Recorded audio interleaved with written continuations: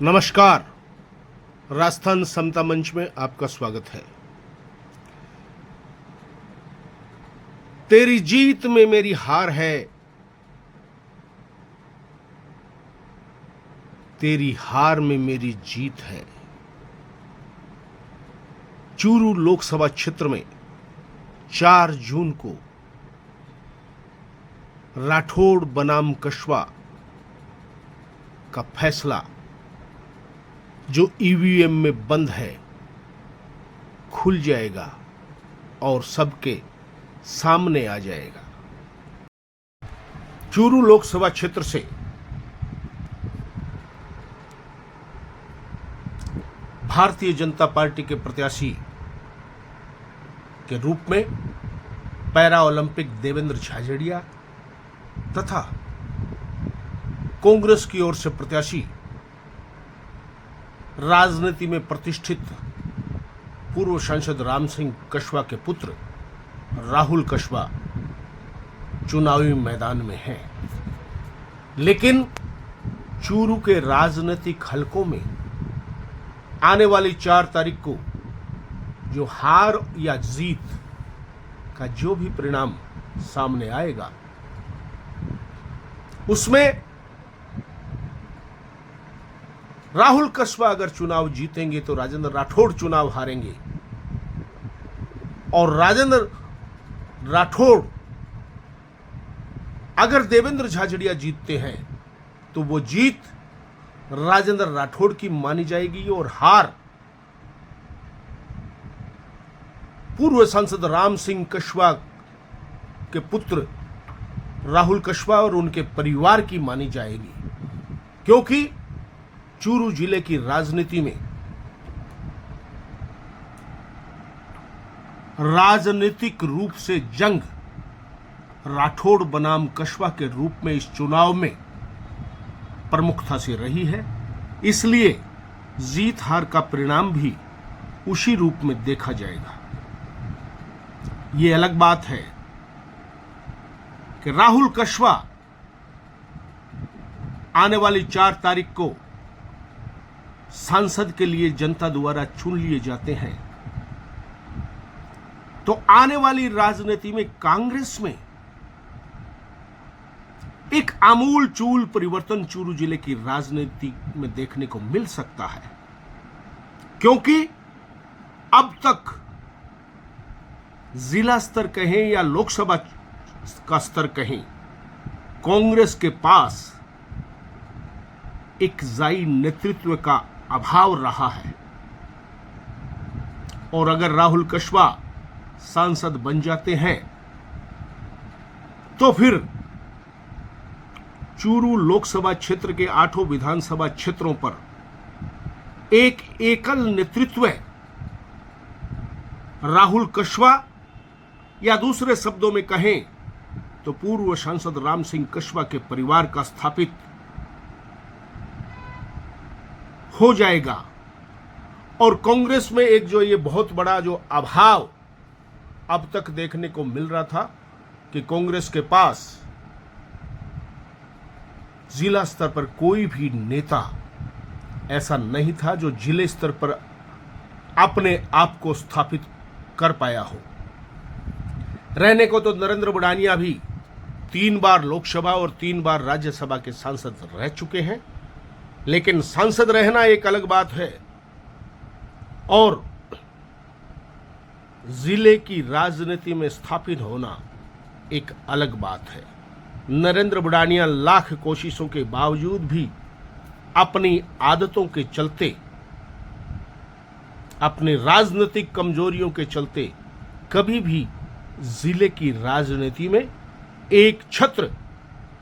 नेता नहीं बन पाए। कहने को तो पहले स्वर्गीय चंदनमल बैद के एकाधिकारी रवैये के कारण वे पिछड़ते रहे,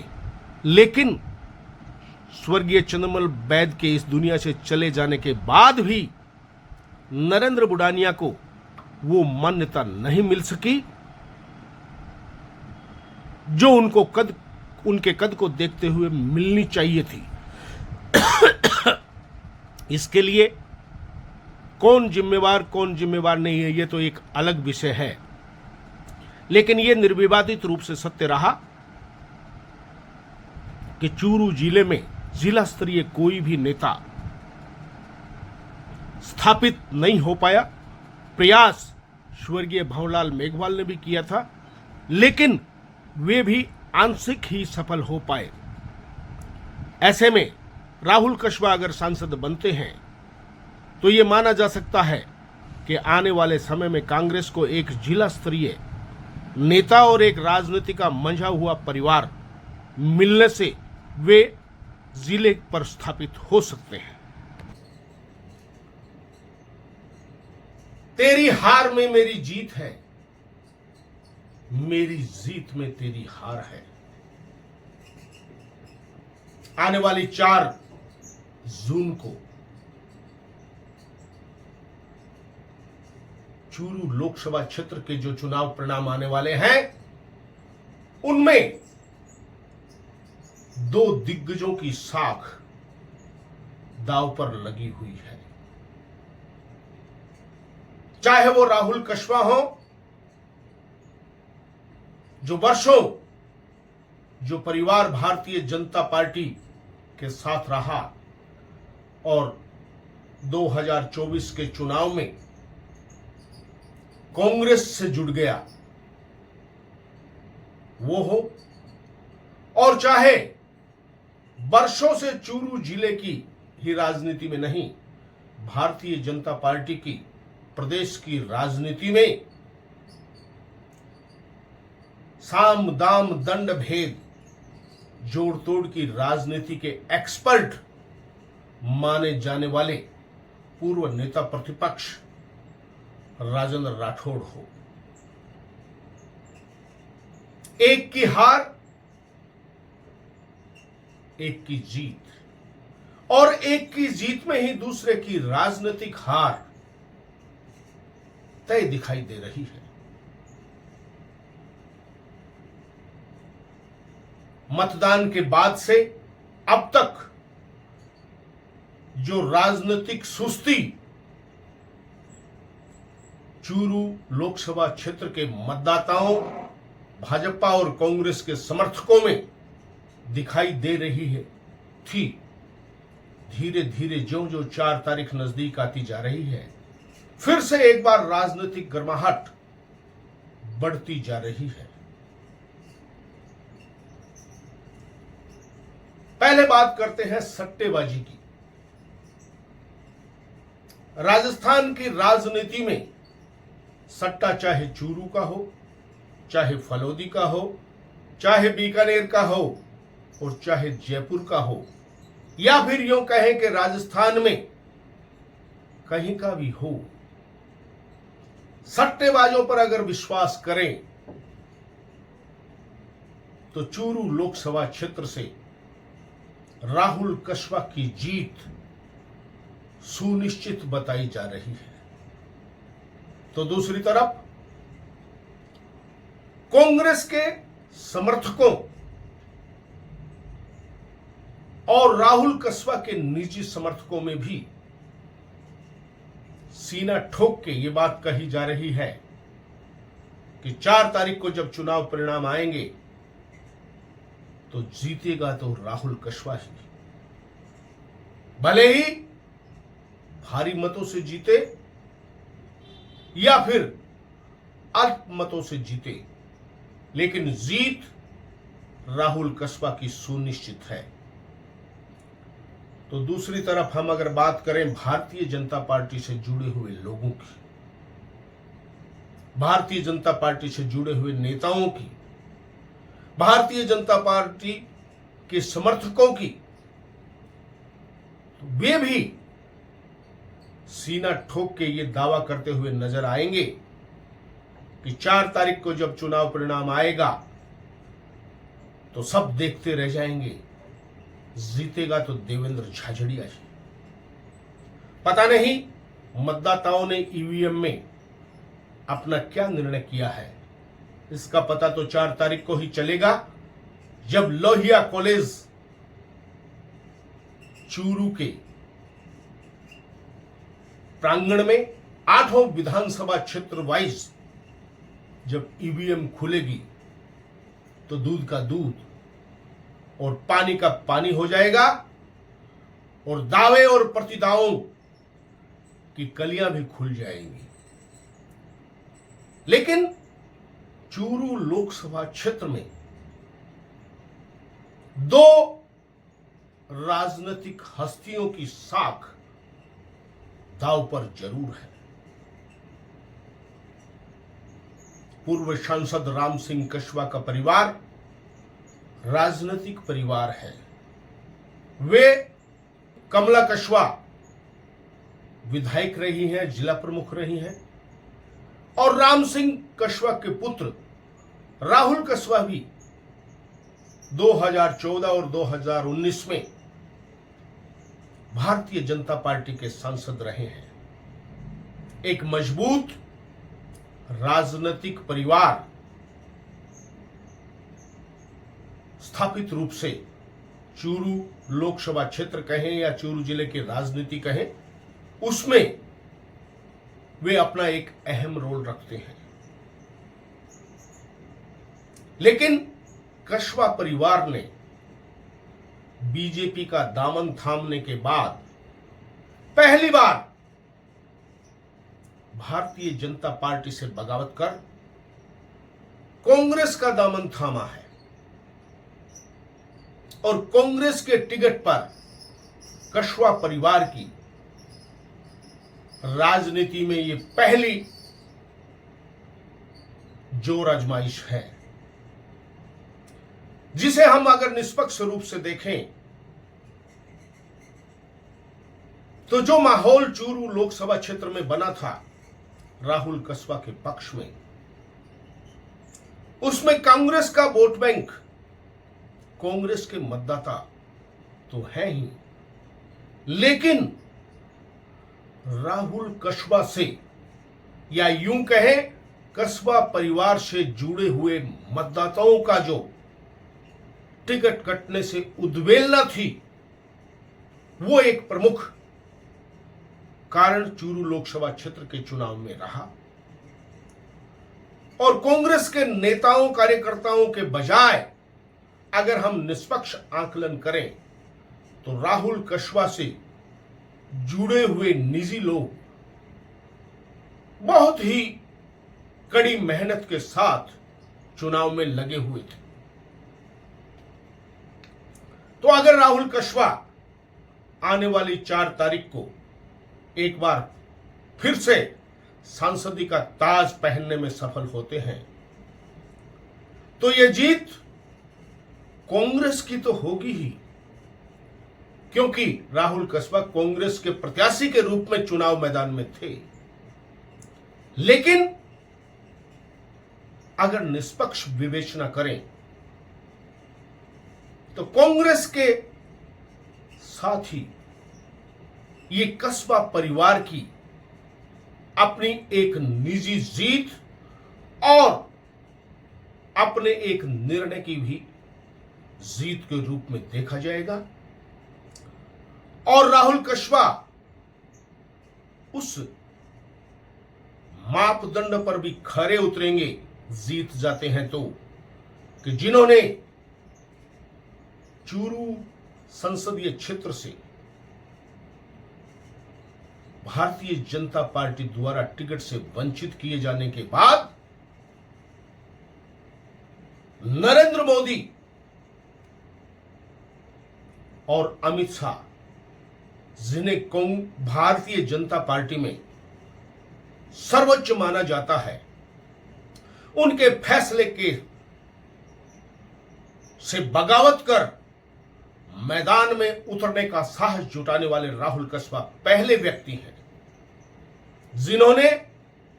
भारतीय जनता पार्टी द्वारा देवेंद्र झाझड़िया को अपना प्रत्याशी बनाने के बाद सोशल मीडिया के माध्यम से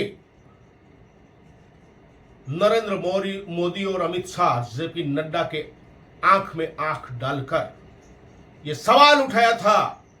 कि मेरा कसूर क्या है। सोशल मीडिया पर सवाल उठाने के बाद चंद दिनों तक राहुल कस्बा चुप्पी साधे रहे, इस उम्मीद में कि भारतीय जनता पार्टी की ओर से कोई न कोई जवाब तो उन्हें दिया जाएगा कि उनका कसूर क्या है, लेकिन ऐसा हुआ नहीं। और अपनी उपेक्षा से उद्वेलित होकर राहुल कस्बा जब दिल्ली से टिकट कटने के बाद पहली बार शादुलपुर आए तो शादुलपुर में उमड़ते हुए जन सैलाब ने उनको एक हौसला दिया इस बात का कि जनता जब आपके साथ है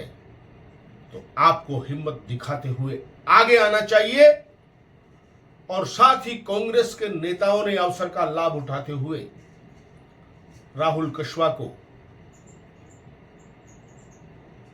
अपनी ओर से ऑफर दिया कांग्रेस में आने का। तो जनता की शक्ति को देखकर राहुल कस्बा वह साहस जुटा पाए जो अब तक टिकट कटने पर भारतीय जनता पार्टी में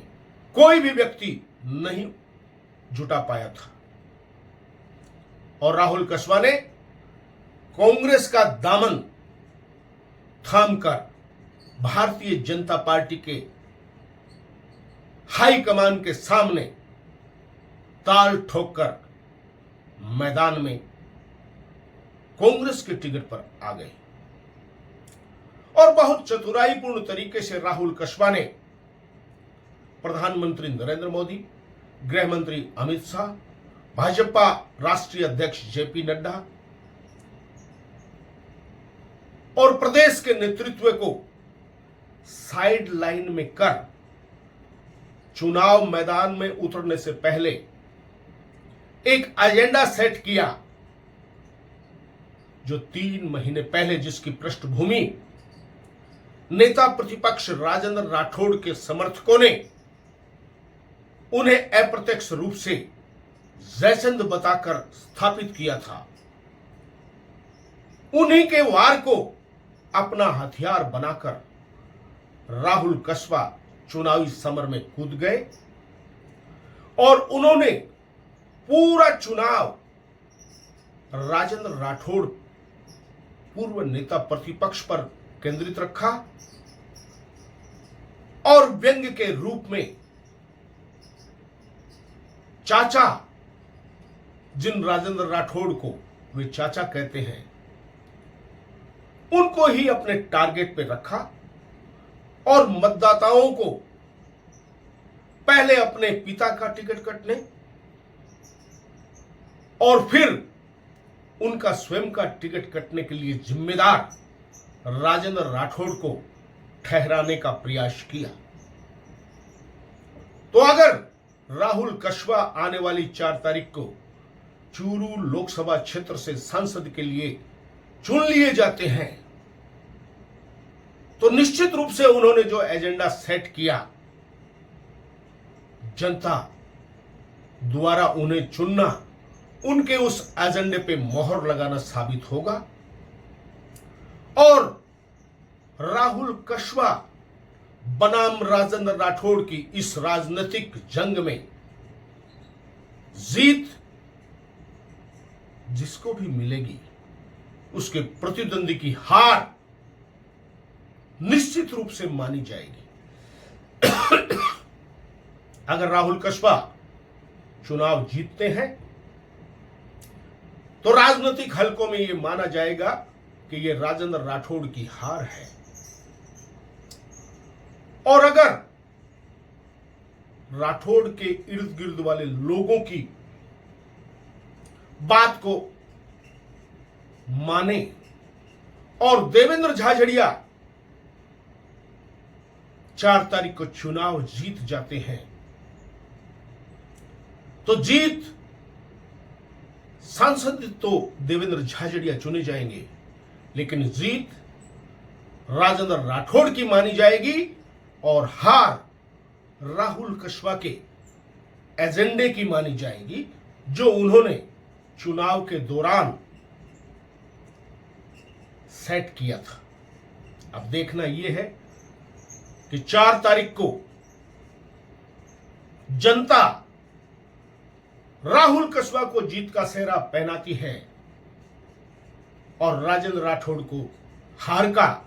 या फिर राहुल कस्बा को हार का और राजेंद्र राठौड़ को जीत का, ये सब निर्णय 4 जून को जब ईवीएम लोहिया कॉलेज चूरू के प्रांगण में खुलेगी तब जनता के बीच जाहिर होगा कि राठौड़ जीते या कस्बा जीते या राठौड़। एक की हार राजनीतिक हलकों में निश्चित रूप से मानी जाएगी।